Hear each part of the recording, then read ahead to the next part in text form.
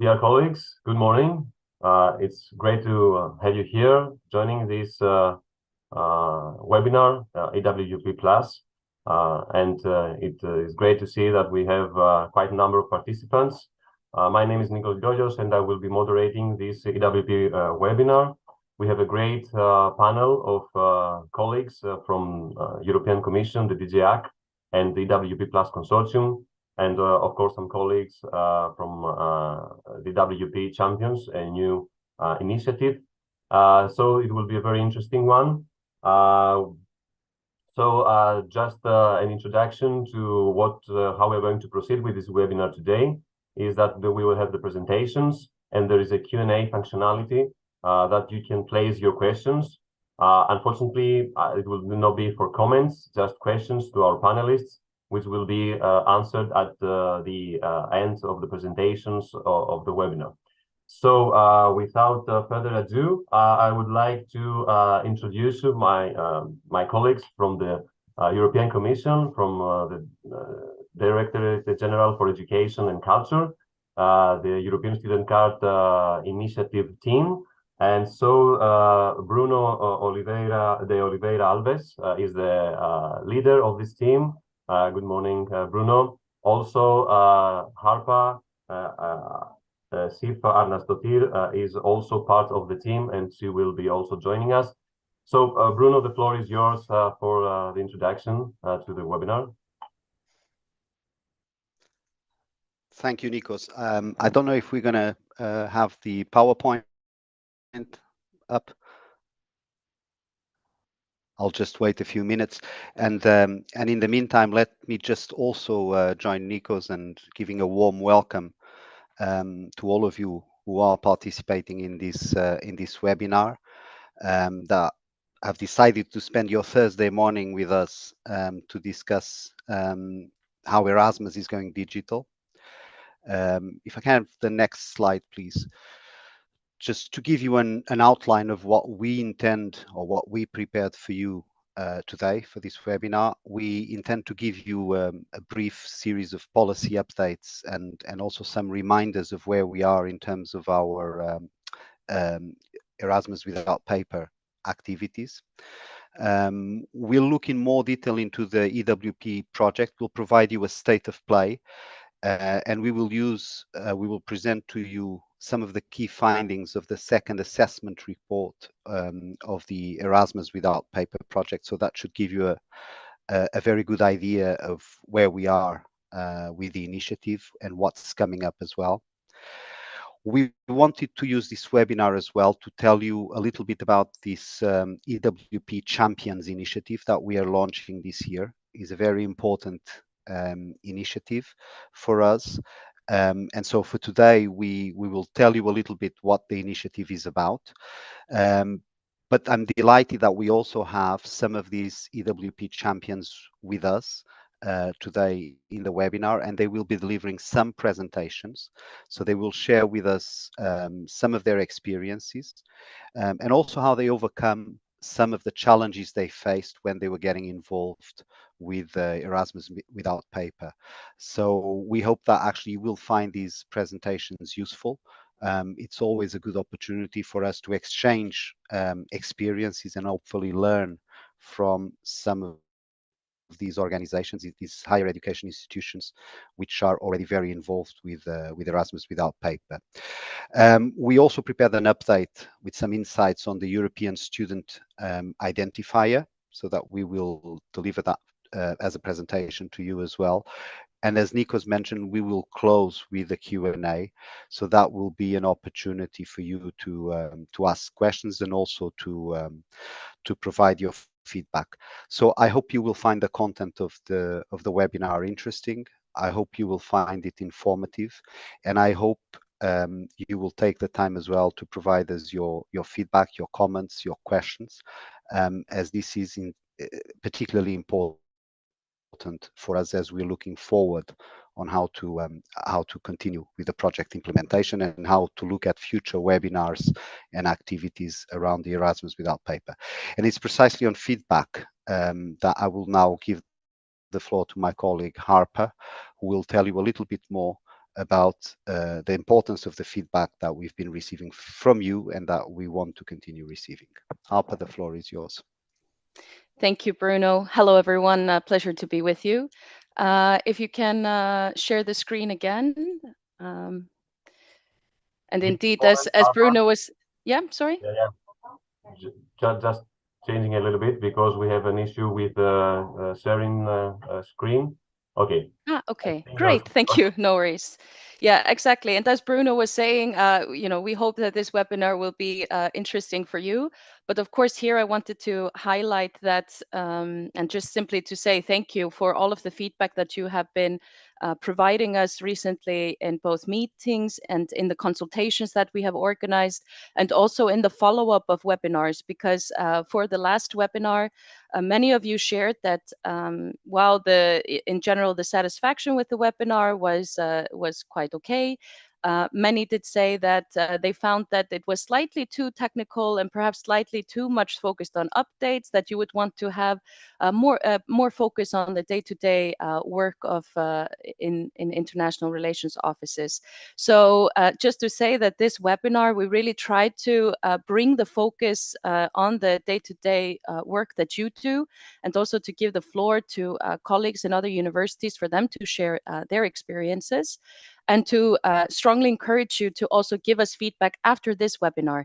We have another webinar planned for February next year. So the ideas that you have shared with us in the last survey have fed into the organization of this webinar. And please do so also after this one, because these webinars are organized for you. They should be answering your needs first and foremost. So it's very helpful when you give us concrete feedback and concrete suggestions. And the same also goes for EWP in general. We've heard from you through consultations and meetings that there's a need to reflect on processes, to see where we can simplify and reduce data that is required for different steps. And this is something that we will touch upon in this webinar.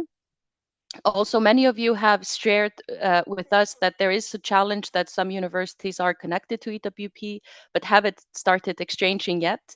So it's a bit of a challenging situation because, of course, we don't want to have hard deadlines and to cause unnecessary pressure on universities. At the same time, we need to find a way to progress slowly and surely to have everyone connected and exchanging. And this is also a topic that we are going to cover today. So through these meetings, we've seen where you might appreciate more clarification and where you want to know more about how we are working on EWP. And this is what we're going to try to cover in the webinar today.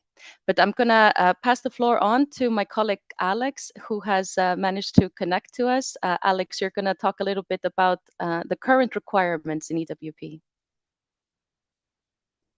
Yes, thank you. So when we look at the current requirements on EWP, we need to understand that we are in an interesting phase now. So we have institutions that implement K1331, Student Mobility for Studies. We know that most of the institutions are connected and are able to exchange IAAs and LAs. And we strongly encourage all institutions to continue to exchange IAs and LAs, as we expect all of you to do the utmost efforts to exchange digitally. Now, of course, we know that for some institutions, it might be more challenging, and you might still work on the connections. You might still have some difficulties, and this is why there is a focus, support, and the relationship managers will address your institution. There is a lot of support material on the SK portal, which my colleague Harper will present soon, and we will focus on providing and assisting you in connecting and exchanging successfully. Now, it's also important to note that in case you have the abilities to exchange digitally, please do that. So it's important to exchange learning agreements in the EWP if you have the possibility to do so, rather than exchanging it by email. Why? Because it means that if you have the possibility to exchange through EWP and you don't, you're just creating yourself extra work, and extra work also for your students. So we highly encourage you to use the fact that there is this tool available for you. Now, Yes. um, Yes. when I'm we gonna. look, yes, Oh, sorry. no, go ahead. Yeah, sorry. No, also in those of you that attended the last EWP town hall, we took note that many of you were asking, what is the strategy? What are the plans? What are the timelines? When will we have more processes in EWP? And so for this reason, we just wanted to repeat and clarify a little bit more how we are now working to introducing any future processes in EWP. Those of you that have been involved in the sector and involved in Erasmus Plus for a long time, you may recall that in the last program, we set a timeline, a collective timeline for IT development and for when we would expect universities to implement the processes. And even if there was always an asterisk to that statement that, provided things are working well, it did create a bit of a chaotic situation. And we want to really turn this process on its head and have a new strategy for any future EWP processes. So this is precisely why when people ask, what is the timeline? By when will we have a future process in EWP? There isn't really any answer at this stage. This is because now when we move forward in terms of introducing processes, we need to first start with taking care to define the mandatory business requirements. We've seen with the IAAs and the LAs that it's not just technical issues that have been a big challenge for IT teams and of course also for the users, but it is also the need to further harmonize and streamline business processes in order to be able to have an IT connection that functions well and does truly offer efficiency gains. So in terms of any future EWP process, nominations, transcript of records, but also staff mobility, traineeships, international mobility, we need to start with defining these processes more carefully. And this is the work that we are doing now for nominations and transcript of records, but potentially also then in the future other processes. From there, we need to define, of course, technical specification, a release plan for when IT teams should finish development and be ready to deploy functionality. We need to do technical workshops, and then, of course, we need to have community testing and feedback to be assured that things are working well. And this is how we will work from now on out, and there is no timeline as such. We will take the time that is necessary to complete these steps before we can reflect on the bigger questions of by when would we be ready to introduce anything else in the system. So if you go to the next slide, I think, Alex, you wanted to touch upon this point a bit more. Thank you so much. So indeed, we want to emphasize that, of course, there are no strong deadlines. There are no hard deadlines or any timeline which is carved in stone.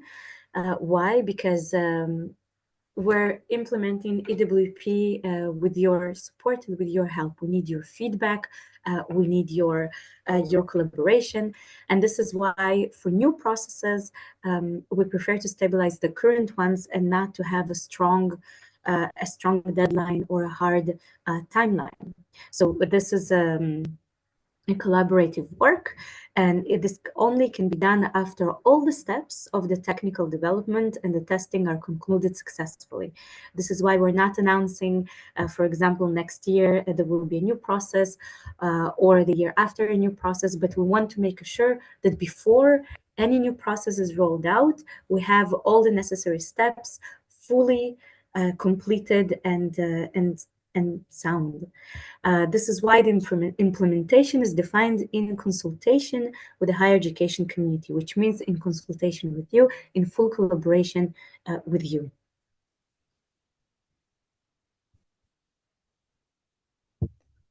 And then I think we can go to the next slide. Yes.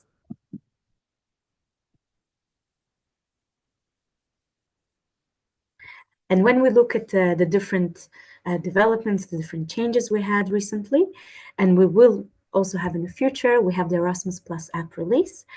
So we just had a few weeks ago a release for the app with the excellent modifications, continuously improving the way the app can serve the community. And the latest release contains clear onboarding information. So for the students, it is very everything is crystal clear on what are the different steps when going on mobilities, and enhanced filtering and search possibility. A redesigned mobility journey checklist, so for the students, they will be able to tick like a tick box what are the steps they have been completing and what are the steps that still await for them.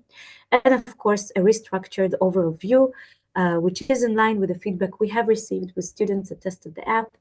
So it's more user-friendly.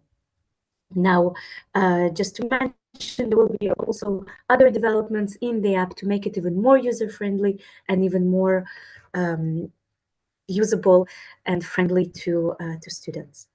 Now, when we look at the priorities in 2024, I will pass the floor to my colleague. Thanks, Alex. Yeah, so just to wrap it up in terms of if we can summarize a little bit what we're looking at as priorities for next year, there will be a component of the let's call it more the technical work that will continue with some of the API updates. So we're talking mainly about the deployment of the interinstitutional agreement API updates, and also the work that we're currently developing on the deployment of the learning agreement API also to be updated. So that's, let's call that more on the technical area. But another priority for us is really to support the adoption of the tools. So we would like really to focus 2024 more on the targeting support to those institutions that are not yet exchanging agreements via the EWP network. We're also looking to foster the creation of this EWP admin in all institutions using in-house or third-party systems. So the EWP admin role, for some of you will remember, concerns staff members that need to manage their connection to the EWP network. So that's another area where we want to make progress in 2024, the support for the adoption. And then we are looking further into the future as well. We want to conclude business requirements for nominations and transcripts in 2024. So that's work that's already started, and we want to continue that next year. And of course, as Alex also mentioned, we want to continue ensuring that there will be Erasmus Plus app releases that will bring further improvements for students, that students can start using the app and have some tangible benefits when using this app. So those are the three real areas that we see as main priorities for us in 2024. So there's the technical aspect with API updates, a lot of focus on supporting the adoption and the involvement with our tools, and then some of it looking into the future, looking at business requirements and improving the Erasmus Plus app releases. So those are the main areas for us in 2024. Okay, thank you, Bruno. And then I think I have the honor of wrapping up on behalf of EAC with some quick reminders for all of you. I've been meeting a lot of you in meetings recently, and I'm sometimes a bit surprised that many are not fully aware of all of the resources and support channels and consultation channels that have been put in place recently. So I just wanted to briefly mention the ESCI service desk. It is for users of all systems connected to EWP. Some have been under the impression that it's only for dashboard users, but this is not the case. And in the past, even though we've, now we've done a lot of work to resolve technical issues, but still from time to time, it does happen that there are technical problems between systems. And in the past, it was the users actually that were taking a lot of that work on yourselves to get in touch with technical teams and try to resolve issues. But now in the service desk, you can report these tickets or report the issue to the service desk. We have agents there ready to help you, and they will take charge of getting in touch with the technical teams to follow up on the resolution of the problem. Of course, we understand that this is taking some time in your busy work. And of course, we would hope that very soon there will not be a need to create tickets in the service desk. But nonetheless, when you encounter issues, it's very important that you do report them, not just to aid yourselves in terms of having the issues resolved, but also for us to have a central repository and better understanding of what exactly is happening. So if there is any kind of systemic issue, that we can identify that quickly and follow up on it. Also, the bi-monthly newsletter. A lot of you say, and I can completely understand this point, that there is a lot of information about EWP, and it is work for you to proactively try to keep track of everything that is happening. So for this reason, we have now a newsletter that is prepared jointly by the consortium and EAC, so that every 2 months you receive directly in your inbox the most important updates that you need to be aware of for yourself and for your institution. So no need to try to follow up on all of the different channels. Rest assured, we will deliver the information straight to your inbox. Finally, just these other resources, and to let you know, in terms of the developers page, in case there are any IT colleagues listening today, that we are trying to improve the documentation that developers get, especially in terms of putting the IT developments into context, to give more context in terms of the policy and the business processes, to aid them in correctly implementing the systems so that they best suit your needs. Many of you have also mentioned in meetings recently that it would be good to have other colleagues to reach out to that are also using the same system as yourself, to ask a quick question. How have you encountered this issue, or how do you do a certain function in the system? So the EWP user groups are actually a peer-to-peer platform where you can ask exactly these questions. And then finally, on the ESCI portal, just so that you are aware, we do publish regularly governance reports where you can get insights into what discussion is taking place in all of the different stakeholder forums, and of course news and events. So there we publish anything important as well. But actually now with the newsletter, we will also keep you updated on news and events directly in your inbox. So that was it. And I give the floor back to Nikos. Thank you very much.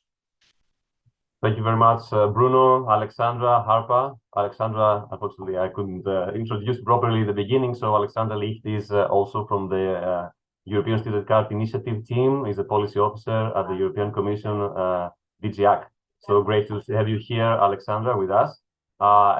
So with going on with the next presentation, I will give the floor to Daiga Kuzmane, who is an EWP Plus manager from the European University Foundation, and she will present us the current state of play of the Erasmus Without Paper network and the data exchange through this network.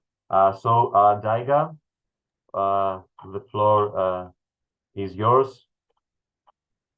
Thank you so much. And indeed, also good morning from my side. And it's a pleasure indeed that I can share the outcomes of the second EWP assessment report that the consortium and the Commission has worked on. Thank you so much. Yeah, indeed, the next slide. And I'm really sure that it's a topical matter for all of those that are involved in the rollout of the EWP, as it is, of course, important to have more transparency on where do we stand now so that you can plan your next steps accordingly. And actually, I'm also sure that some of you might have already read this report, because we already announced it, that it is published and available on the ESCI portal already this Tuesday. And that was announced via this newsletter that Harpa just mentioned. And in a way, it's also a subtle hint that it is indeed a good thing to subscribe for that, because it might be the fastest way for you to get the latest information and be sure that you are in the loop and indeed get the concise summary of what's going on. But either way, what I'll try to do today here is to summarize the main takeaways of what exactly are the outcomes of this assessment report. And first, let me start with a bit of context. So the first assessment report was published 1 year ago, so November 2022. And what we aim to do here is to basically see how the situation has evolved since. And it's based on the data that is collected via diverse channels. First, it's the EWP stats portal. And this is data that is provided by the technical parties that are operating EWP nodes. And it's automatically harvested.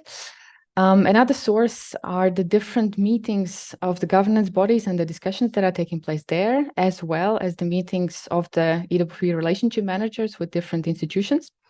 And last but not least, it's also something that my colleagues already highlighted before, it's the ESKI service desk. And I also want to use this space to highlight that this is a space that allows to also submit a specific category for interoperability tickets. It's one of the options when you go there. I mean, you can choose of what's who you are and what kind of topic you want to report on. Interoperability tickets is one of the categories, and it really doesn't matter what kind of system you use, because the issues would then be passed on to the relevant parties if needed. And the logic here is indeed to have the overview of different topics and different troubles maybe that you're facing.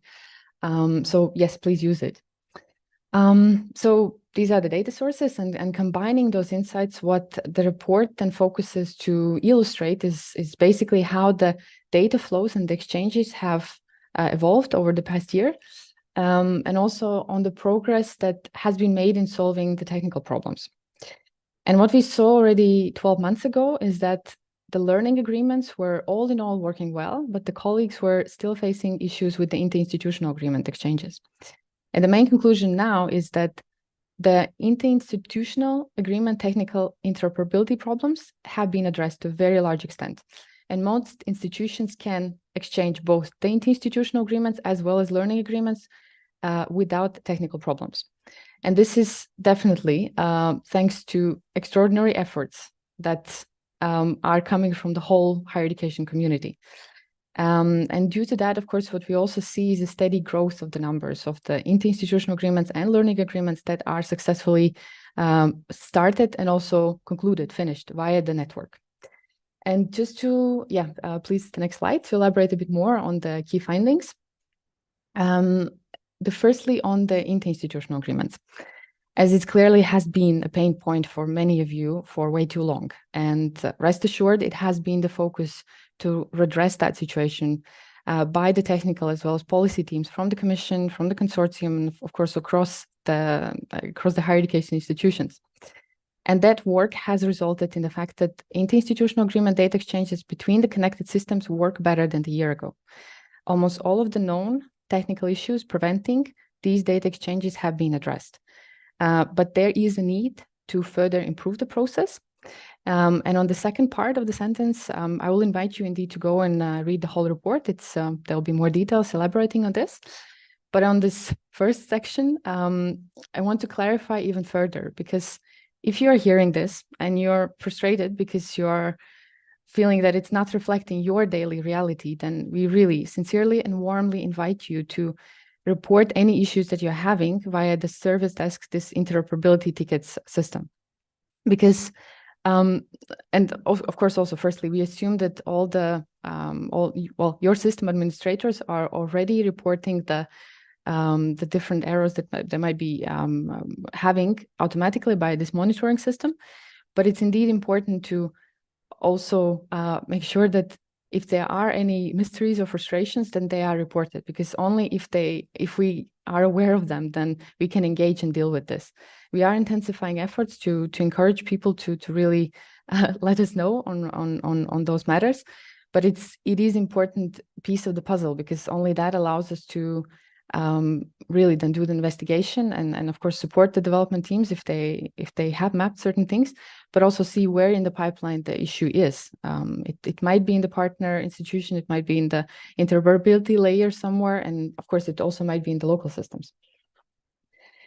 And regarding the learning agreement data exchanges, what the assessment report illustrated is that those continue to work as intended. And what we also saw is that the increase in number in those concluded agreements, as I already mentioned. For learning agreements, it was almost threefold increase. For interinstitutionals, it was around sixfold increase. But even with this growth, we also, of course, want to highlight that it's not yet reaching the total number of mobilities that are there, or the total number of interinstitutional agreements that exist, which of course is the long-term goal of this whole initiative. And what we also saw, and what is important to highlight, is, and what also Alex was noting in her presentation, is that we also saw that there's around 20% of institutions that are connected to EWP, but have not yet exchanged the digital learning agreements. There was a similar phenomenon also for the interinstitutional agreements. The percentage was a bit lower. Again, you can see more details in the report.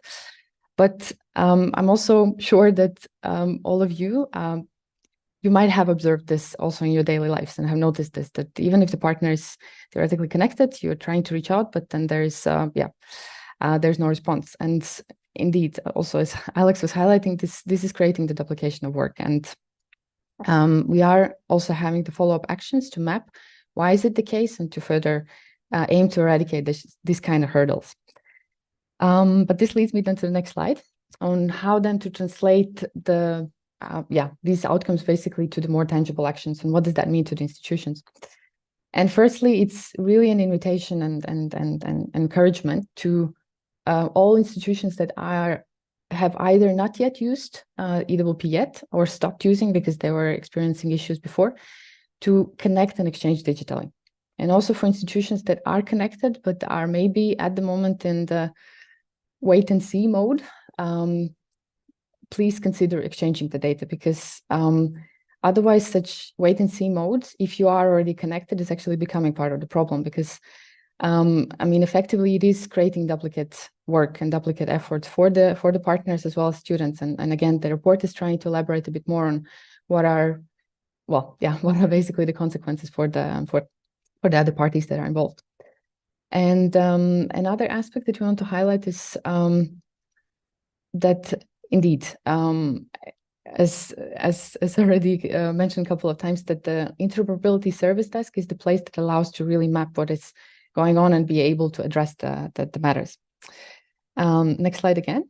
And more detailed about these next steps, what the relationship managers are now doing, they are meeting with those institutions that are connected but are not yet exchanging the data, to understand the reasons, and of course also to see how we can support them so that they can exchange as soon as possible.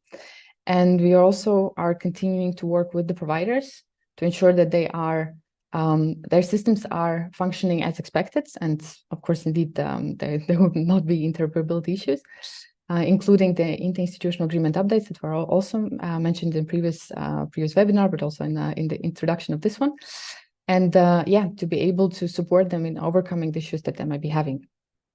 Last but not least, what we also want to say is to sincerely thank all of you that we are getting here, because the improvements that we are seeing in the report, it's very clearly the result of your dedication and very hard work.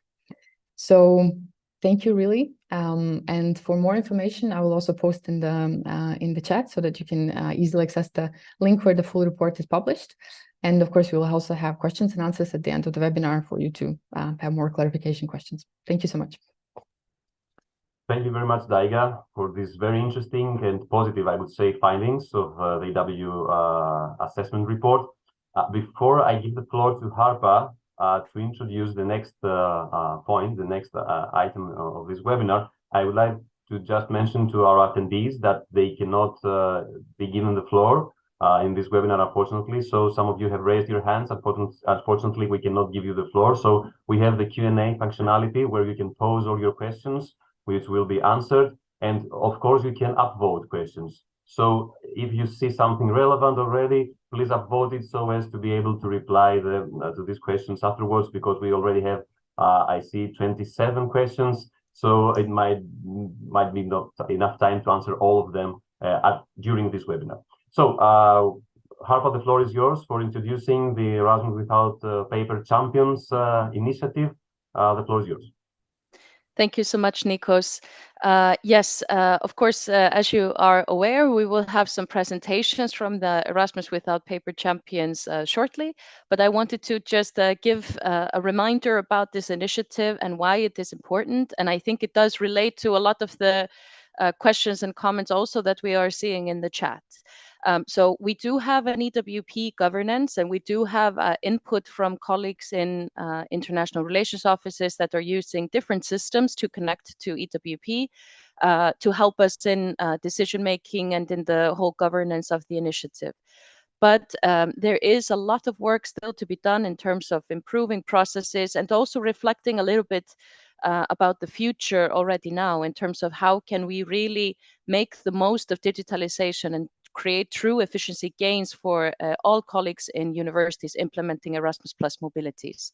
So the key reason why we wanted to establish this initiative is to give higher education institutions across Europe a stronger platform to be involved in shaping these processes and finding ways to really simplify management across universities, across systems, and potentially even ideas for future Erasmus, for the future Erasmus program.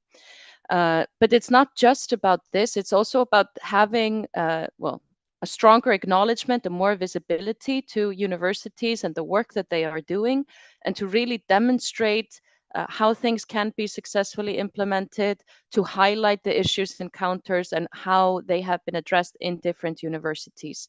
So this is really the goal of the Champions Initiative, to give the universities a stronger voice and a stronger role in the initiative to help us understand how we can move forward in terms of making things more user-friendly as well across different systems.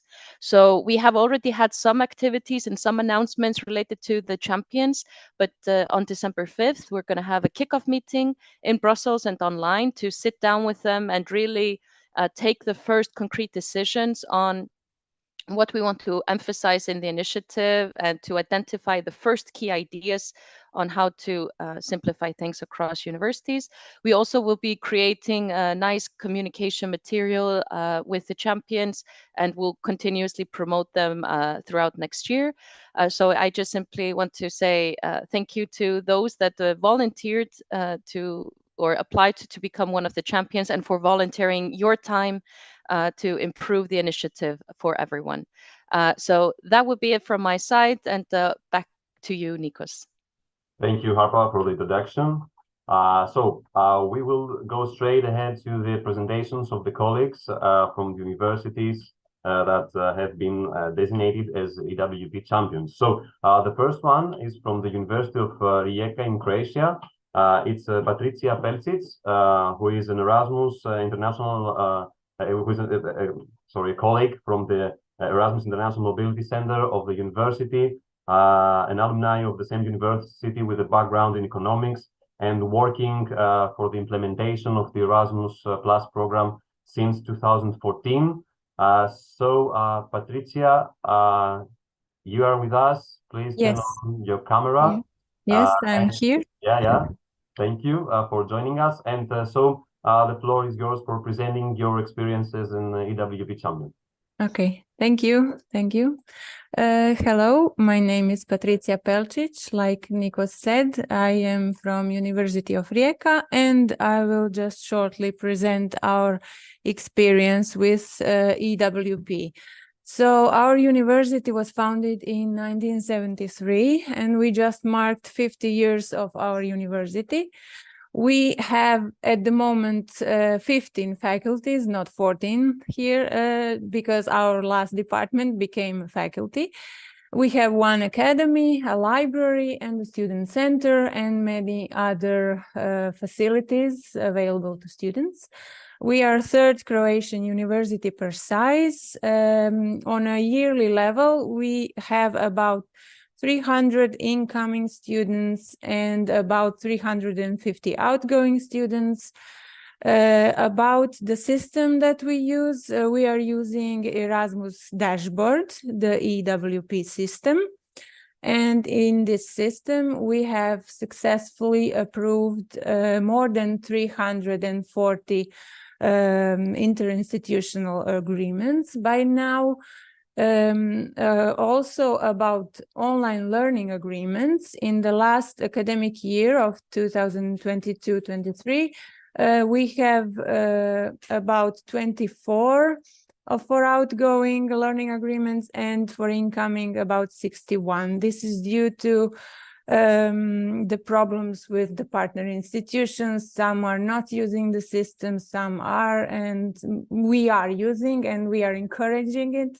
So that's why the numbers are a bit low. So maybe to the next slide, please. We can go to our success stories. So our success stories is we tried our best from the beginning. So basically we are lucky because we are linked to online learning agreement on our national level. So our computer center is on national level, and every student of Croatia has a university login and can enter online learning agreement with their university email address. So they don't have to worry about this part. So at the beginning, we made a good division on authority of signing interinstitutional agreements. Our rector was sole signee of the agreements before the digitalization. So when this started, our Madam Rector made a decision that the faculty coordinators are taking over. So they now have an authority to sign interinstitutional agreements and the learning agreements. But before that, it was the rector was signing the EIAs and the faculty coordinator learning agreements. So now it's all on faculty coordinators, which makes it easier while they use the system. We then made online training sessions with the coordinators, and we recorded a webinar. So they could, so we could familiarize them with how to create the first interinstitutional agreement. We also monitor how things are going on our central level. So from our office, we are not signing the agreements, but we monitor them because we are the office who is in charge of the calls and the student grants. So we need to have the full list, and that's why we are monitoring on the central level. And we have successfully signed 50% of our interinstitutional agreements by now. I believe now the percentage is even higher because every day we make about 4 or 5 agreements, depends on the day. The most work actually was done by the academic coordinators, our faculty coordinators, because they are doing the negotiation work. I mean about the details, how should it be carried out. And they are also actively working with our office. And now we can maybe move on to the next slide. We'll talk about the challenges. Yes, it was challenging, of course, when the first system came. It was the testing it. Of course, we didn't know what it was about, how it was made, how should we approach it. So we made the test learning agreement and the test interinstitutional agreement. We were kind of testing it like we are the students and we are the accepting university. So this is how we tested it. And we tried to understand the functionalities because we had to prepare everything so we could introduce the system to our faculty coordinators. Later on, it was challenging, of course, when the updates came. Then you have to understand all the updates because you have to, of course, you have to explain everything to the coordinators, to the students. So it is a bit challenging. Also, it's challenging to inform all the students how to use their online learning agreement, which is mandatory. So we've been the contact point for all of them. And this was a bit hard because you need to have all the answers and everyone is actually expecting you to solve all the problems because you are the contact point. So we tried our best and we are still working our best to solve everything and help everyone. And maybe we can now, yes, to the end, this is our tips on how to start and how to go. So basically, we suggest it's good to have a person or maybe people or an office who is dealing with this digitalization. We actually were asked by our national agency to decide in our office to name a person who is going to be a digital officer. And it was made me. I am a digital officer in our office who is dealing with this digitalization. So online learning agreements, interinstitutional agreements. It's good to have that person who will be focused on this part of your work. We are also suggesting to start heavily using EWP stats portal. We have heard this before in this webinar. It's very, very useful. We found so many of our partners through this portal because it's easy for you to find their codes, their IDs, the full name of this partner. So it's very, very handy. This is the link. We have included it. And you can get in touch with your partners. It's good to have a plan. So get in touch with your partners, agree on the details, and then decide who's going to do the EIA first, and then get on the signing. Also, it's good to inform your students how to do the online learning agreement. We have included this in our email info that we send to our students. So they are actually very informed in this way. And for the end, we are heavily using a service desk. I've here written dashboard users, but we've heard before this is for everyone. So everyone can use a service desk for any reporting problems. So we suggest use it. We have been using this since the very beginning, and it was very helpful. So this is from me. I hope it was useful. I thank you for your patience. Thank you very much, Patricia. I think it was extra helpful and interesting to hear all of this as a dashboard user, your experience and the use cases.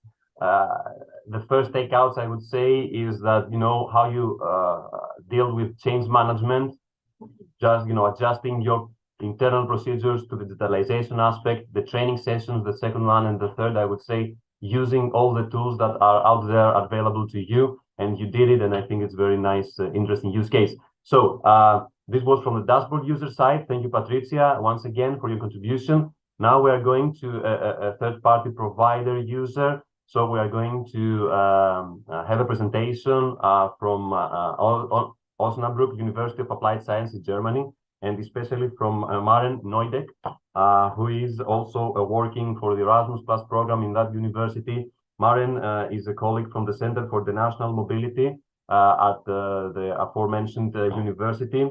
She's been working there since January of 2019. She has been assigned as a key user of mobility online at that university, and she has an experience working for scholarships in the Erasmus Plus program, and also working with Erasmus K Action 171 International Credit Mobility.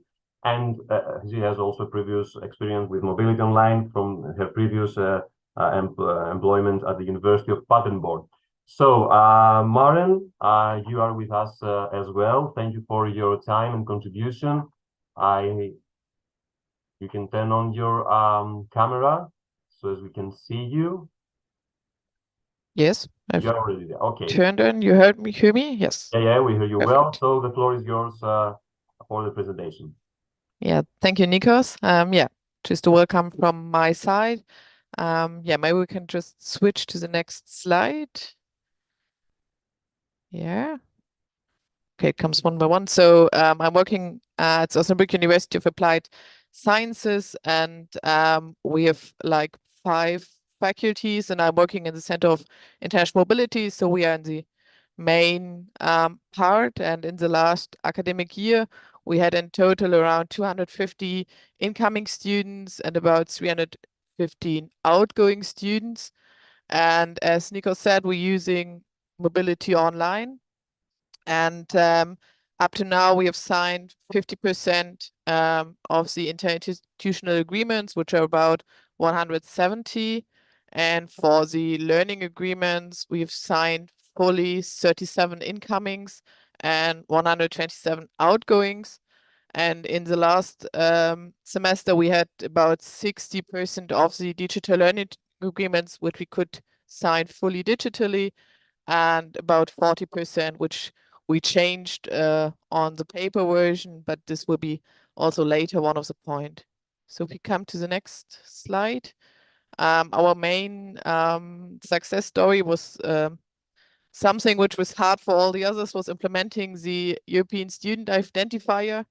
So for us, we got in contact with our IT in the early 2022, when it was like more or less we have to implement it.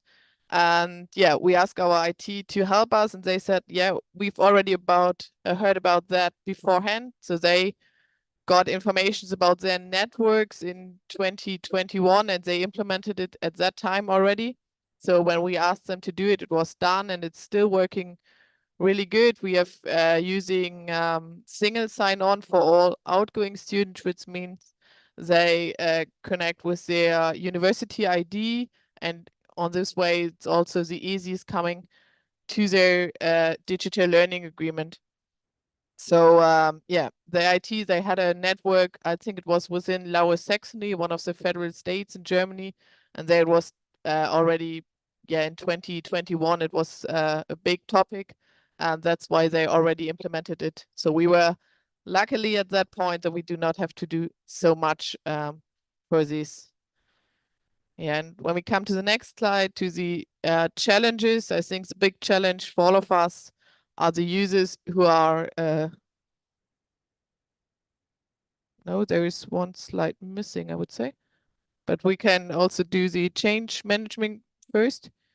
So implementation of Mobility Online was from the beginning, was a project which was strongly supported by our vice president and by the whole university steering committee, which means the Osnabrück University of Applied Science started with Mobility Online in 2017, 2018. And even in that time, there was like an implementation plan, and EWP was already there mentioned. So nobody at this time really knows what it should be and how it should look like. But our Erasmus coordinator always said it will come, and we have to think this already from this time. Then later, it was in 2021, the university set up like a project management system. So there are two persons who help projects with the project management, what you have to do, and they have a lot of contacts within the university. So EWP was one of the 7 projects at the beginning, which were like highlighted, and they said, okay, you get this kind of extra support. And this extra support, this project helped us a lot, because we have got easily in contact with a lot of other parts of the university, with the IT, with when we want to change processes, with process management and stuff like that. So we had a great support of the university, of the steering committee, and of the vice president. Yeah, so what we did, so we are in, as I said, we have 5 faculties, and the faculties are responsible for like dealing with the IIAs. So they gonna get in contact to the partners, they deal about the numbers and stuff like that, and we are more the technical part. So we said we need one process for all. So we asked the faculties to get one process for all faculties. So now it's clear who's going to sign it. So it was not clear beforehand, but now we have one person in each faculty to sign the interinstitutional agreements. And we here in the Center for International Mobility do more and more the technical support. So we try to, that the faculties on their own create, sign the IIAs, but we are still monitoring the whole process. And with the learning agreement, it was the same. So we said we need one process for all. It was not easy, because beforehand it was like in more faculties, there were a lot of people who were able to sign it. And we now reduce the number so that we have not more than 2 or 3 persons per faculty. and it's clearly divided who's going to sign which digital learning agreements.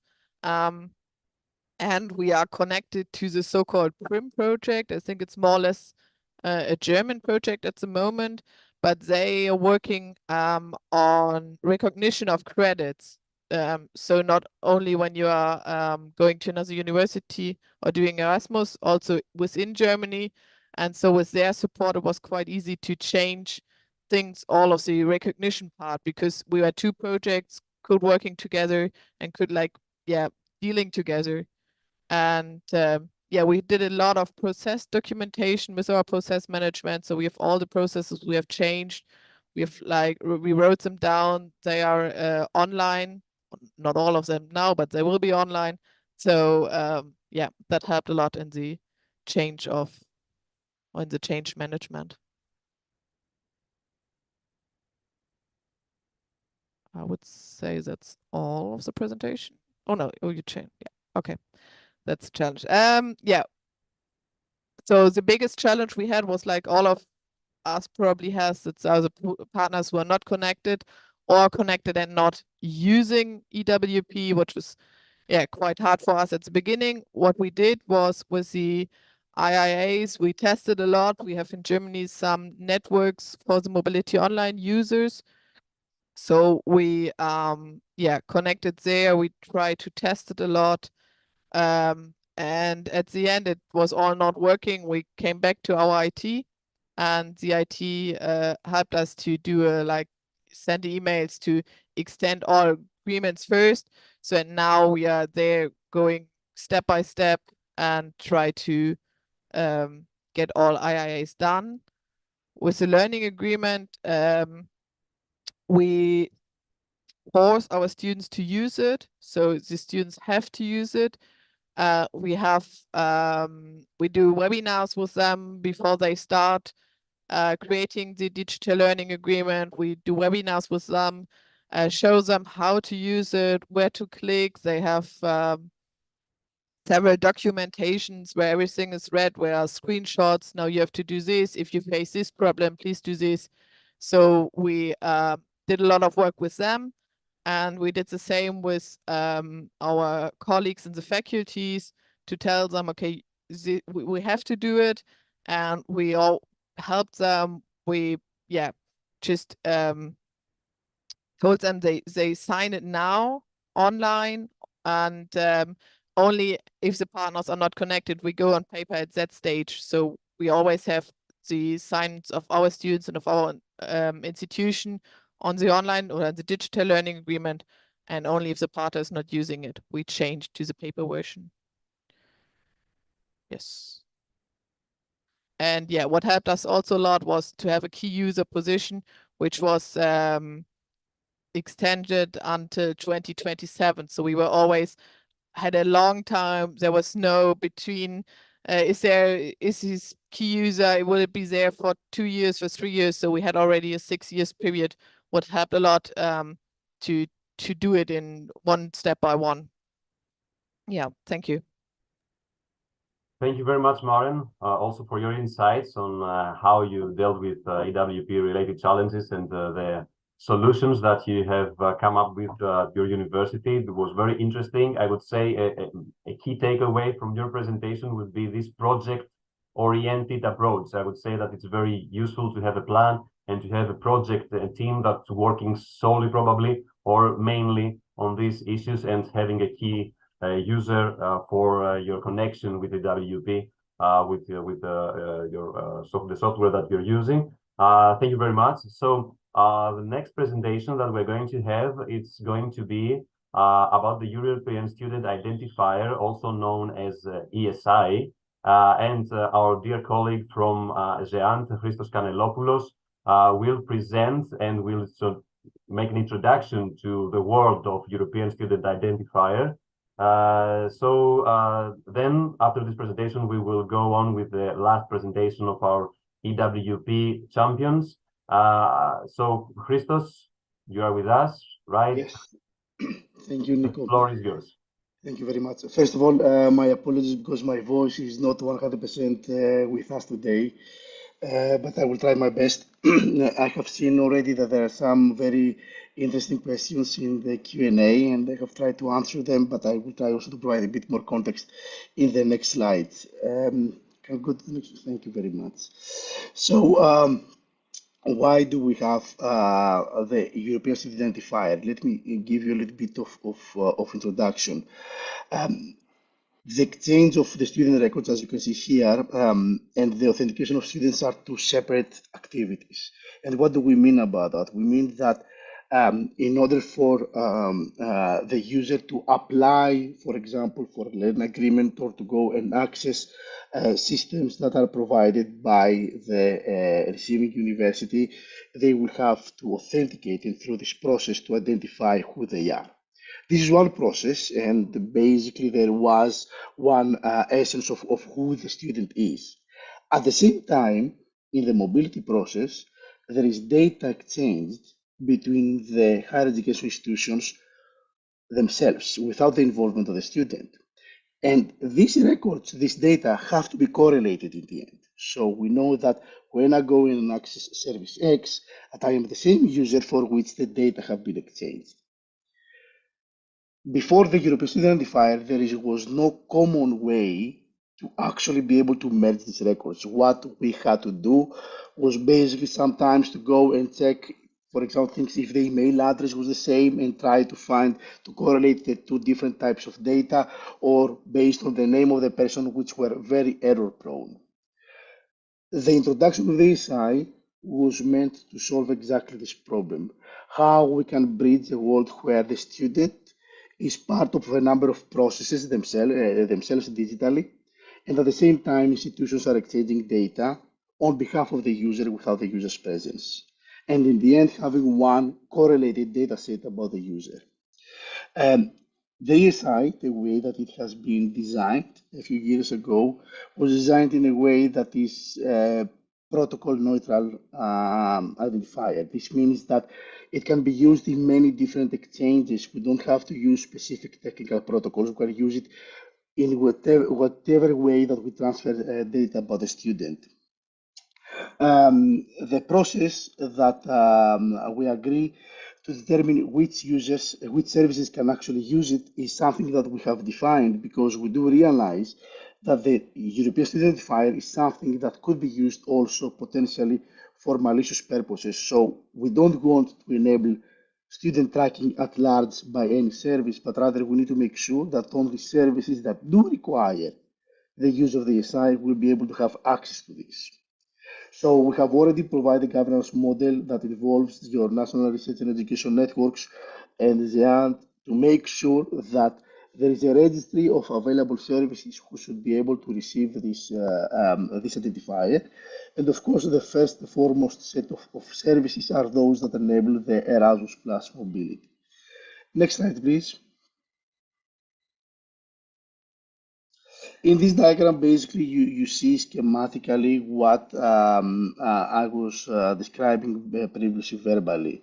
So we have the user who basically accesses the student service platform through which they make an application, but then data is being exchanged across the student services platforms, right? And we have to make sure that all this data correlate in the same way. Something very important and something that we need to highlight is that the ESI is not something that the user should be aware of. It's something that we need to have technically for the data exchanges, but the student doesn't need to know what the ESI is. And basically, we have two methods right now in the Erasmus network. One is to transport the ESI via the standard authentication mechanism, the so-called single sign-on, which is where the student is directly involved. And the other is to transport it via the Erasmus Without Paper APIs, where it is how the higher education institutions exchange data between themselves. Next slide, please. Something very important to note here is what ESI is not.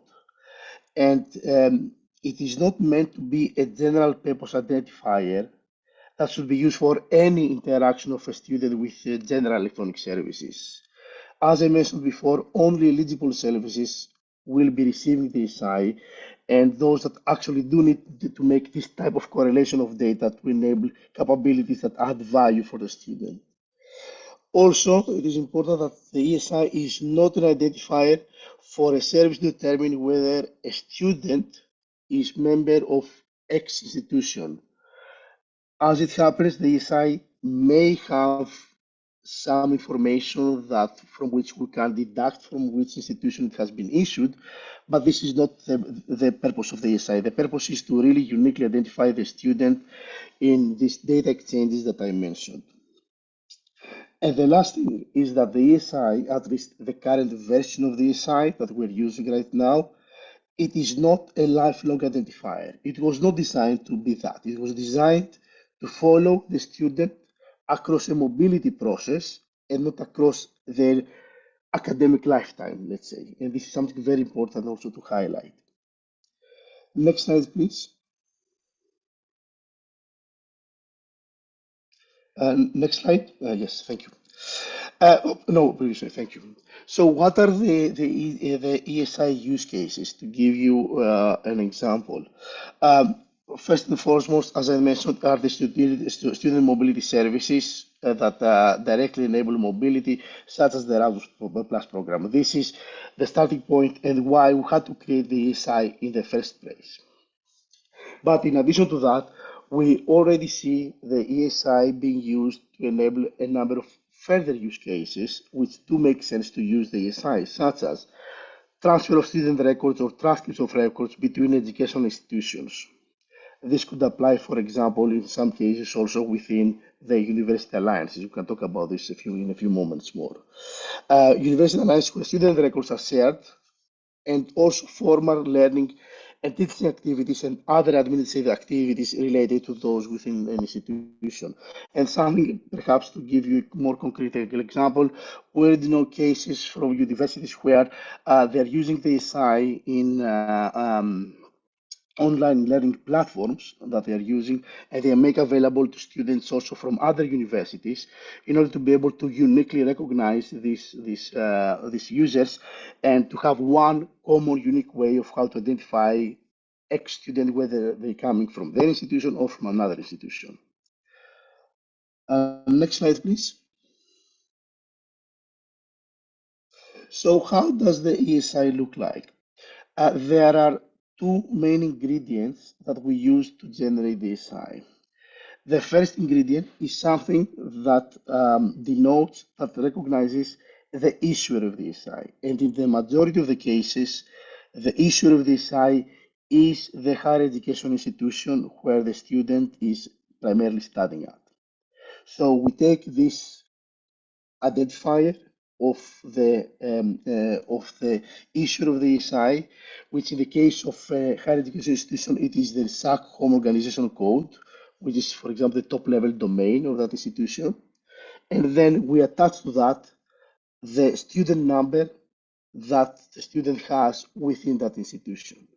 Putting these two ingredients together, effectively we're creating a globally unique identifier because we know which is the issuing authority, the higher education institution, and because the SAC organizational value is a bit technical, but because it is linked with the domain name system, the DNS, we know that is unique across the whole internet. And then the student number, which we know it is unique within that issuing authority. This is the most general use case for the ESI, but there is also another possibility, which in some countries, for example, like Croatia, is how the ESI is being generated. Can we go to the next slide, please? In some countries like Croatia, the student numbers are not issued by the higher education institutions themselves, but there is a central authority at the national level which issues student codes. So for these cases, like Croatia, but also France, for example, is another example, the ESI again uses something to recognize the issuing authority, which is in this case is the country, and we use the country code.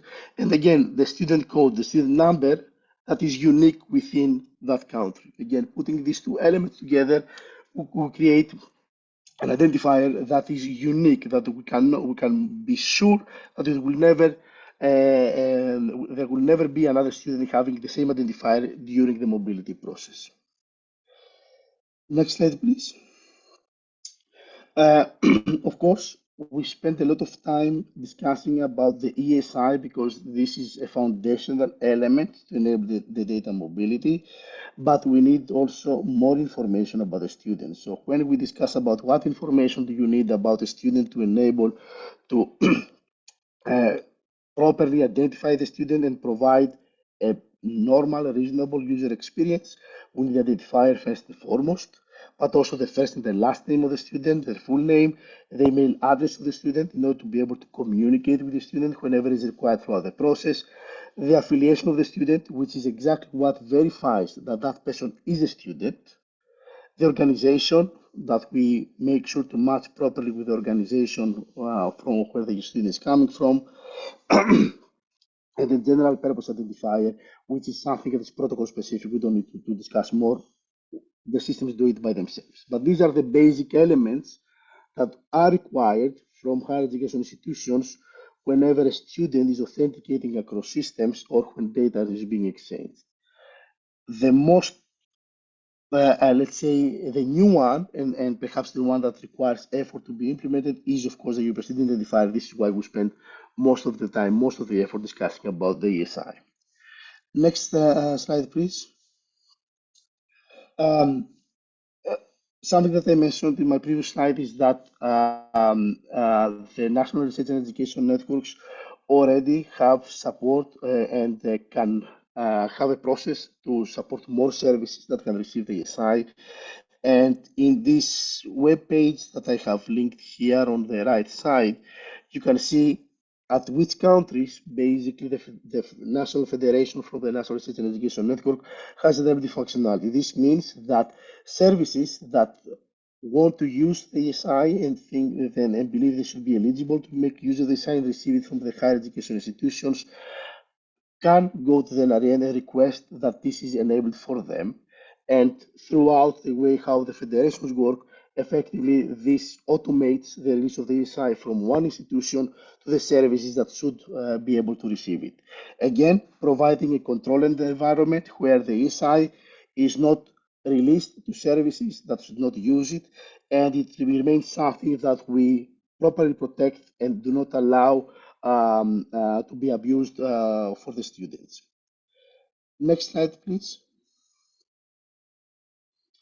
So here is some data, the latest data that we have until end of October regarding the adoption of the ESI across Europe. And as you can see, in many countries, we see that the adoption is pretty high, while in some others, the adoption is rather low. We're continuously engaging in action activities with the National Research and Education Networks to reach out to institutions to try to support them through the process of enabling the European Student Identifier and trying to make sure that this is available and possible for everyone. Next slide, please. This is another diagram which shows basically the progress in the last 6 months, and this doesn't provide a complete view across the whole Erasmus network, but rather from what we see from the My Academic ID side, which is again the institutions that somehow have to use the services that are connected to My Academic ID, like the Learning Link Agreement, the dashboard, etc.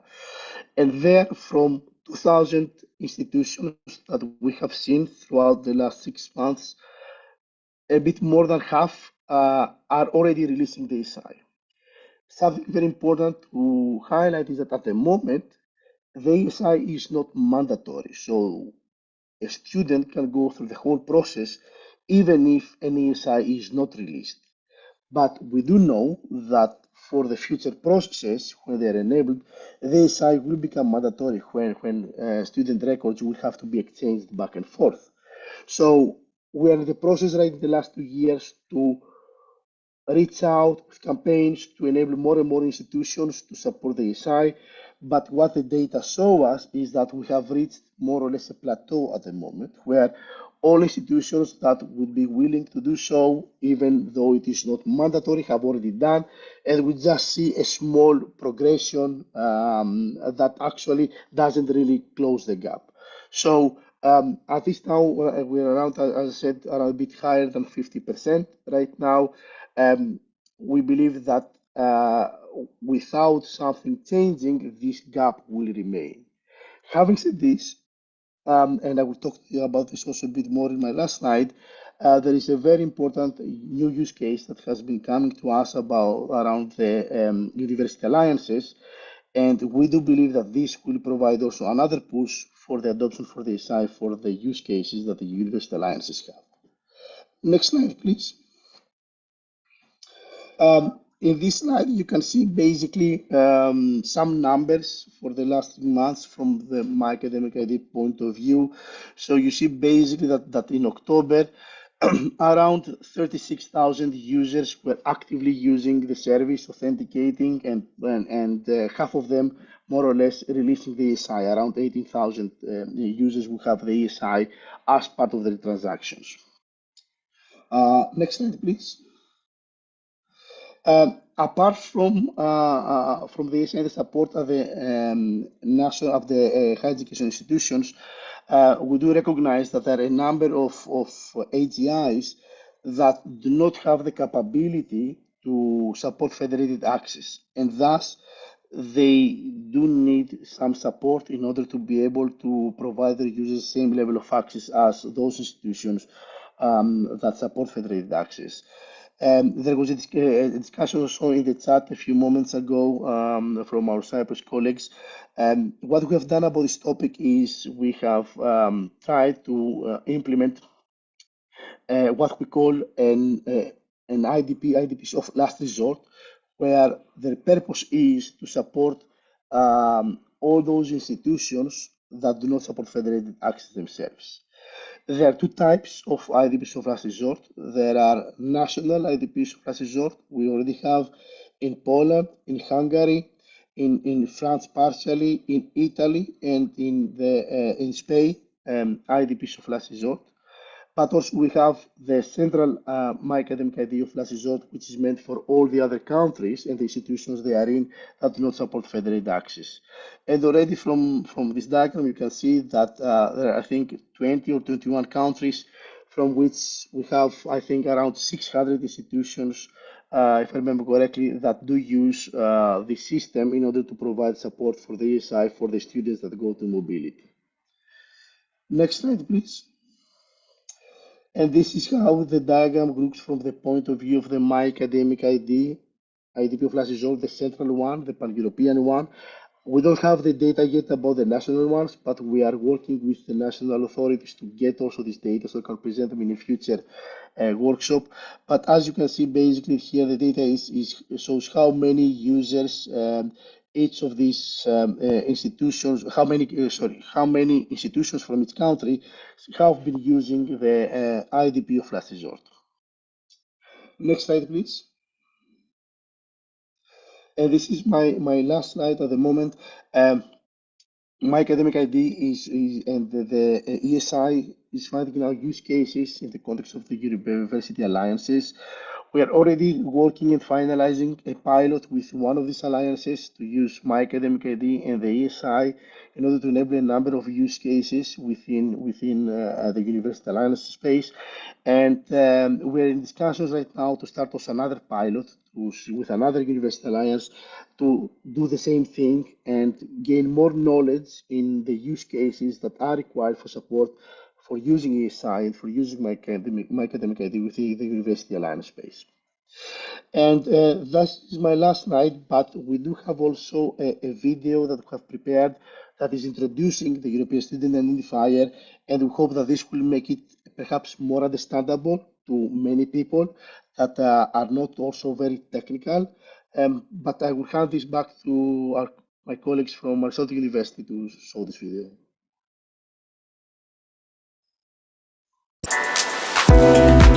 There are around 18 million higher education students in Europe and around 300,000 participants each year in Erasmus Plus student mobility. The European Erasmus Plus programme is the flagship initiative for moving students around Europe and in transnational European university alliances. So how does it work? Margot studies at a university in France. She wants to spend a year studying in Germany. She starts the application online with the Erasmus Without Paper service by logging in with her university credentials via EduGain. Once the application is checked and approved by her university, then the university in Germany will receive the nomination via EWP+, including first name, last name, email address, and the European Student Identifier. Once she is accepted, Margot prepares her learning agreement. This learning agreement is created in the system from the sending university, and once approved, it is sent via EWP to the university in Germany. After the studying period ends, Margot returns to her university in France. The university in Germany will send the transcript of records about Margot back to her university in France. This process happens electronically without the student's involvement. Here, once again, the European Student Identifier is part of the data exchanged. The ESI is generated by the sending higher education institution and has two main parts. Something to identify the institution, which is known as the Home Organisation Value, or SHAC, and something to identify the student number. Together, these create a unique personal code for ESI. To ensure this data is secure, the ESI is only released to services that are involved in student mobility and need the information. If your university is involved or plans to engage in student mobility, Erasmus Plus, or university alliances, then ESI is for you. ESI helps institutions taking part in Erasmus Plus and other student mobility programs with the digital mobility process. It is efficient, secure, and accurate. Please get in touch with your federation or contact your NREN for more information.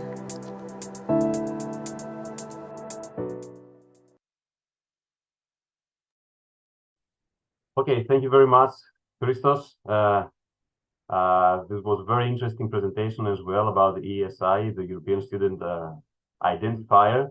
A little bit more technical probably from some colleagues, but this is why exactly we will have the next presentation from one of our EWP champions, the University of Caen-Normandie, where we are going to have Léa Buell, and she will give us the use case, their experience on how they implemented the ESI on their side at their university. So Léa is a member of the International Center of the University of Caen-Normandie in France. She has been working there for a while, and she is a communication officer for the SMILE project, which is a system for managing incoming mobility. And the reason for this project is to enable a completely electronic administrative procedure in the university for the Erasmus Plus obligations. And she is also a contact for the EWP champion issue for the university. So we are trying to solve a little bit the issue of the presentation, Léa. I think we will be right now. The next slide probably is yours. Let me check. No, still. Just a moment. Yes, and now we have the presentation on, and the floor, Léa, is yours to start with presenting the use case. Okay, thank you very much, Nico. So hello, everyone. So I'm working at the University Caen-Normandie in France, and maybe if we can go to the next slide, so I can give you a little bit of context about our institution and a little bit of number. Thank you. So we have around 200 incoming exchange students and around 300 outgoing exchange students in our university. We are connected with MoveOn. And we have around 125 approved IIAs. And at the moment, we have, for the first semester of 2023-2024, we have approximately 155 approved learning agreements in and out. So I'm going to talk about how we implement the ESI for outgoing student, and then I will talk about the incoming student. But for now, let's see how it works for our outgoing students. So we have been working with the IT department of our university, which was very helpful for us. And during all this process of implementation, the main objective was to make sure that everything was very automatic and that there is no impact for students and also for mobility manager. The fact that everything needs to be very transparent and that there is no workload added to their already work.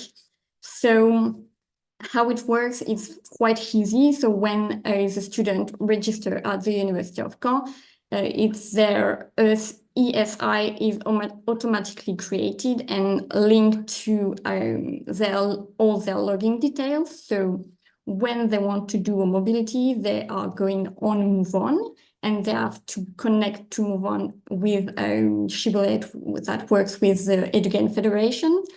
So they connected with their account of the university, and they have to fill a form with a lot of personal information. So with the EduGain Federation, we are able to automatically retrieve all the information, like their name, their mail address, and also their ESI, which is very useful for the students. So maybe if we can go on the next slide so I can show you a bit of screenshots. So they have the first part is what they can see on the form on Move On. So they can put their name, their first name, and everything is automatically completed. And there is their ESI. And if it does not work for any kind of situation, the ESI can be retrieved on their personal account that they have access anytime, and they will find it back there, and they can just copy and paste and put it back on Move On. So it's working. And then on the next slide, we can see how it appears directly on Move On. There is a part with it that is dedicated to the ESI, that it appears when they have connected to Move On with their login. So then let's move on to the incoming student. So on the next slide, yes.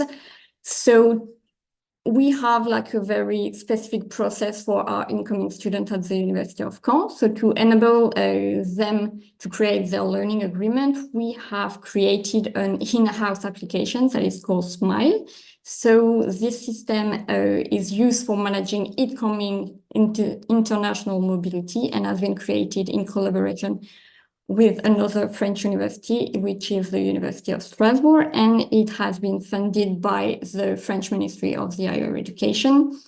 So the main objective of this tool is to offer incoming students a catalog of courses and to enable them to create their learning agreement online. So this application will be proposed to all French institutions during the first quarter of 2024. We are testing it in our institution now.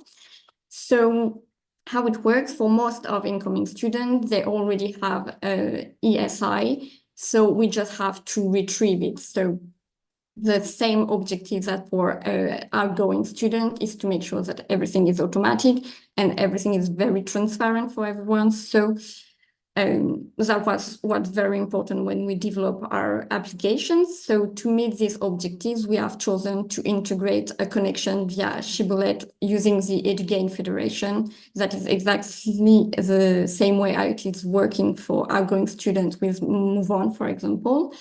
So this will make possible to retrieve all the information that is all into their account from their origin institution, including the ESE. So when they are connecting into the application, into Smile, we are able to have all their information already in their registration. Maybe on the next slide, you will see a bit more of what it looks like. So on the first part, we can see that the student can choose their origin institution, where they came from, and then they go onto the registration part where all their information that is held onto their account can be found back, and they don't have to rewrite it, which makes sure that everything is correct. There is no mistakes in the information. So just to sum up and to end this presentation, I would say that the tips that we can give is to make sure that to did it, but to make sure that everything is very like transparent and very clear for everyone, and that it does not add a work for someone, either for student or for the mobility manager. So yeah, I think I will end up the presentation like that. So thank you for your attention. Thank you very much, Leah. It was also very interesting. I think that it adds up very well to what Christos presented. It was more technical, so you presented a little bit more from the international relations offices part. So I'd like to thank you for this input and feedback and your contribution. Thank you very much. So I think that this is a wrap up from the presentations that we have today from the colleagues. I think that we have learned a lot today. As we mentioned, this is a webinar, so it's more about presenting to you colleagues all over Europe about the new updates and about how certain colleagues and universities have been managing this EWP challenge. So I think there are many use cases that you can be inspired of today. There is the town hall meeting always for posing your, your feedback and for stating what you think of the work in progress that it is with the EWP data exchange and the ESI. So we, of course, invite you, and you're welcome to join these town hall meetings, because I have seen in the Q&A section that there are many statements, I would say, in comments. So the town hall meeting is the best way to do it, because there is a open discussion with DJ Aka and the colleagues from the consortium. I would say that the main takeaways from our champions, EWP champions presentations, is first of all that we need to manage the internal change of the procedures and to adapt more to the procedures that the digitalization entails. Of course, there should be trainings. Of course, there should be usage of the different tools that they're out there, and the different support channels that the consortium provides, so we can take all these answers to your questions. The project-oriented approach, I would say that it's a very useful also as well for all colleagues to probably do within their universities. And the last thing is that that we need to be in contact with the IT departments, especially about the ESI, to understand all these probably technical terminology and procedures that we need also to incorporate in the workflow of the Erasmus Plus mobilities. So I think that this is probably a summary of what we have discussed and learned today. So we can go straight away to the Q&A, the most upvoted questions. Starting, I think the most upvoted are for the Erasmus Plus app. So we have Emily Kruger asking about whether it's obligatory to use the Erasmus Plus app, because they are using Mobility Online. There is no way to manage it, the app yet. And I think this also is very related to the question from Tim Parenholtz about the demo access for the Erasmus Plus app, so as to showcase the added value of using the Erasmus Plus app. And also the Sarai Hervela's question about the Erasmus Plus app being accessible for those using the dashboard only or for everyone. So yeah, Alex, I think you can take up these three questions, the group. The floor. Yes, thank you. So for the Erasmus Plus app, so currently the app is accessible for all users, meaning all students can check the information, submit tips, have the checklist for the mobility process, connect to other peers, see what is happening in the local ESN section, and maybe also to write to some, like to check a name of a friend, to contact a friend. So these are activities which are possible and available for all students in the app. It is true that some of the functionalities are available currently only for students whose institutions are using the dashboard. And we do take it into consideration that for such to open the app for these specific functionalities, there will be necessary rather a heavy development or a redevelopment even of the app. This is why I understand that it is indeed very interesting for all users, but it takes time. And we definitely take into consideration these comments, which we're fully aware of, as we've been also our team together with a consortium discussing these possibilities. To put the things how they are on the table, currently these possibilities are not available, but we definitely take it into consideration in the future, and this is something that we have in mind for future development.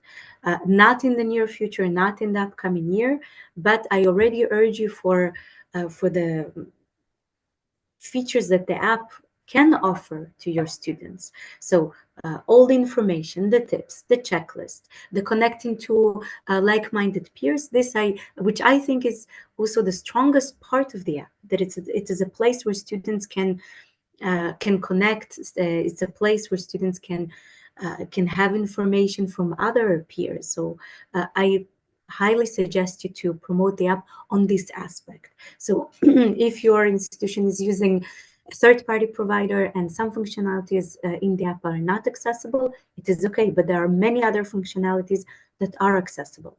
Now, there was another question for a demo of the app. I think we can definitely check it. I'm not aware of the IT necessities for this action, but we can definitely raise it in the next meeting we have with the app development team. Thank you very much, Alex. As an IRO colleague, I would just propose to colleagues, even if there is no demo, they can just log in with their accounts as an IRO colleague and just go through the app and download it in their mobile phones and just check, role playing as a student, what is the functionalities, and I think it's very, very useful and important for colleagues. The next question, I think it's more of a comment, although the Q&A was not about the comments, but still from Sarai Hervela, it's about needing specific answers to the questions, and I think probably Daiga can a little bit give us a context on this one. Yes, thank you. Thanks. And I'm kind of presuming that actually this question could be twofold, in a sense of needing more concrete answers, kind of thinking about the big picture and what happens next, but also on a more concrete topics, which is there were a lot of also colleagues that were sharing specific errors or specific problems that they're facing and kind of having clarity on those. What I would try to tackle here is the latter part, because I can understand that indeed, when you're voicing specific question on a very specific issue that you're facing, that you would also want to hear a very specific answer. But sometimes it's indeed, it's very difficult to comment on the spot. And it's also, I would fear could be counterproductive, because we really need to take a look at it. I mean, I'm not sure it would be serving the purpose to try to guess what could be the issue. We really do invite you to submit the ticket, and I saw some colleagues already shared the ticket number so that we can actually put it together with what you wrote, how you explained the problem, and the ticket number, so that we can do the investigation, because only then we can be certain what's going on. We can also be certain of what we are telling you, and we have more clarity to be able to follow up on the matter, be it with the technical teams internally or externally. So I know that it's not very satisfying answer if you have specific problems, but we really invite you to use the service desk. There's also the town hall meetings that are more geared towards really this kind of format, because I also think that if there are 800 other people, then it might also be tricky for them to have their focus on the topics that maybe are totally not concerning them. On the second part, on having more clarity on the vocabulary, what happens next. I don't know if maybe what Alex is already sharing, it's kind of in that direction, or maybe Harper wants to complement further on this. I see that you turned on the camera. Or that No, was the... I just wanted, I know. I just wanted to say, thank you to Sarah for raising this point, and to just remind that afterwards there will also be a survey where you can share concrete feedback, and I think all of us would very much welcome a concrete idea on a specific topic to focus on, or a specific approach that you would want to see for the next webinar. So don't hesitate to share your feedback also after the webinar, because we take a very careful look of what we can learn from this one to improve for the next one. Thank you very much, Harpa and Daiga, of course. The next question is about the dashboard and notifications of the dashboard for new learning agreements to be signed to the coordinators, from Maria Catroga. I'm not quite sure. Yes, Daiga, you can comment probably on that. Yes, I think, I mean, in general, this is the type of question that illustrates the beauty and diversity of Europe, because back in the day when we had the option of notifications for every single learning agreement that comes in your system, there were complaints on being spammed about it. And it's, of course, it's totally clear that there's a truth in both sides, because, I mean, the institutions are different, the way you work and the volumes of students are different. I mean, of course, if there's not so many students, you would be happy to receive the notifications. And if you have tons and tons of them, then not really. So thank you so much for highlighting this. And yeah, I mean, from our side, what we would then do is pass on this information to technical teams and see how we can, how we can look into the matter and cater for the diverse needs that is currently the situation. Thank you, Daiga. Yes, it's challenging to accommodate needs and requirements probably of all universities in Europe, but this is what the consortium does. Or tries to do at least. So the next question, it's also a comment, I would say, from Paola Frosali. It's about mentioning the common rules and guidelines for the IIAs. I would say that this is a very good feedback for the consortium. I don't know, Harpa, if just you want to comment something on that, or someone else from the colleagues. I would say it's a comment more to take into account for you know, how's the situation for many universities. But okay, yeah, I can maybe just quickly compliment to say, of course, since 2021, we've indeed established these mandatory business requirements, and now as part of the work of updating APIs, we are also seeing where we can clarify more business processes, and then following up in terms of updating the APIs. So we are, this is indeed very much work in progress, and something that we have learned from and are continuously improving now moving forward. So thanks a lot. Thank you, Harpa. I see the next uploaded question has been replied by Valer, so I'm not going to go this on live. I think a reply is in order. So the next one is about online learning agreements, probably again from Stefania Ruzia. In some cases, she says, we notice that once the students fill in the new learning agreement, it goes out from the system and they cannot exchange it with partners anymore. Now I think this is also probably a ticket for the help desk of ASI, because probably it's dependent on what system you use, Stefania, on many specific issues that could be probably solved. I don't know if anyone from colleagues also want to add to this. This one, probably not. Okay, thank you, Stefania, for your question. Okay, implementation of online learning agreements. I think here you mentioned probably mobility agreements for staff mobilities for teaching, staff mobilities for training, and student mobilities for traineeships, from Riccardo Santoboni. It's great to see many Italian colleagues posing questions here. So the plans to come for the exchange for these categories. I don't know who wants to take this up. I think we can just repeat the message that we said earlier in the day. Alex can compliment me. But indeed, I think the focus and the priority of EWP is to eventually capture and cater to all of the processes of the Erasmus Plus program. But as we said, now at this point, we don't want to move too fast and put too early any kind of timelines in place. It's just simply a step-by-step work in progress. So I would say still something on the radar, but at this point, not the most urgent priority. I think the focus is still to get the current processes to work as well as possible. Once they have been finalized, stabilized, work well, then we continuously add on. But at this point, indeed, we don't have a specific timeline in place. Okay, thank you, Harpa. I think probably the same answer would be for Franziska Brockel's question about introducing online learning agreement and IIA's exchanges for international credit mobility, KA 171, in order to harmonize the internal workflows with KA 1131. So I think that in priority list, probably it's even more further away, unfortunately. Yes. Yeah. Yes, I confirm. Okay, so I think we have Franziska covered as well to this one. I think we can take, because we are, of course, we have passed the time, the initial planned time of this webinar, but it's very interesting and there's questions.